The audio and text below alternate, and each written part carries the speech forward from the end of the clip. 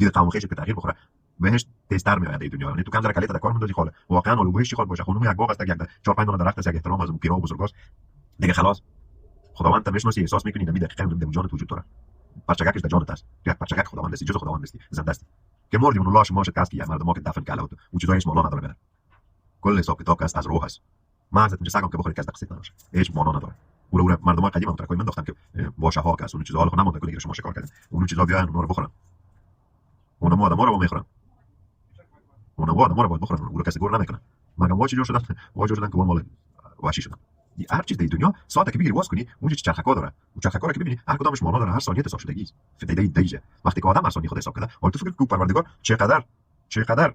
فنی‌تر است مغز آدم رو درک کردن نمیتونه که بعد به اجازه از اون نفته در یک ثانیه کوادریلیون عملیات ها وجود میگیره در فرق هر کدامه و غیر از اون دنیا شما اگه او صدیق اوان بگیری ازش پرسان کنی اون نخواد قدر صفر دکلش جای شود